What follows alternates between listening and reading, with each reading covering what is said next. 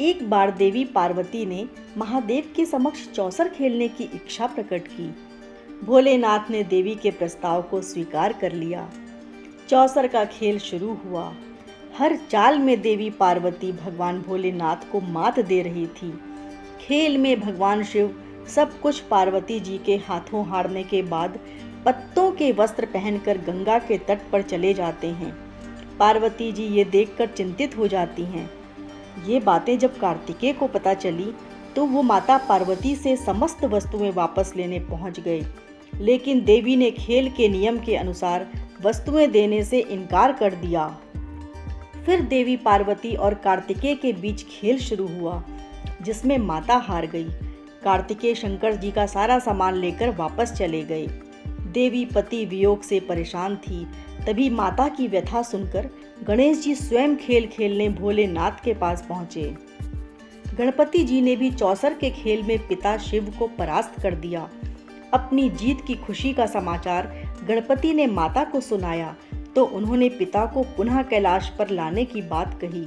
गणपति जी ने दोबारा प्रयास किया, लेकिन शिव नहीं माने और इस बार भोलेनाथ के भक्त रावण ने गणेश जी के वाहन मूषक को बिल्ली का रूप धारण करके डरा कर भगा दिया।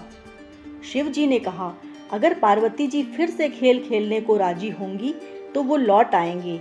पार्वती जी ने महादेव के प्रस्ताव को स्वीकार कर लिया। चूंकि अब शंकर जी अपना सब कुछ हार चुके थे, ऐसे में पार्वती ने उनसे पूछा कि उनके पास खेलने में हारने के लिए क्या है। इस पर नारद जी ने अपनी वीणा शिव जी को सौंप दी। खास बात यह है कि इस खेल में भगवान विष्णु ने भोले शंकर की इच्छा से पासा का रूप धारण कर लिया था। अब खेल में भोलेनाथ हर बार जीतने लगे। गणपति जी महादेव और विष्णु जी की चाल समझ गए और उन्होंने माता को बताया तो वो क्रोधित हो उठी।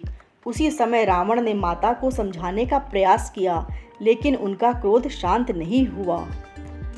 उन्होंने भोलेनाथ को श्राप दे दिया कि उनके सिर पर सदैव गंगा की धारा का बोझ रहेगा। वहीं इस खेल में शिवजी का साथ देने पर रावण को भी श्राप दिया कि एक दिन भगवान विष्णु ही उसका अंत करेंगे। हर हर महादेव। जय श्री कृष्ण।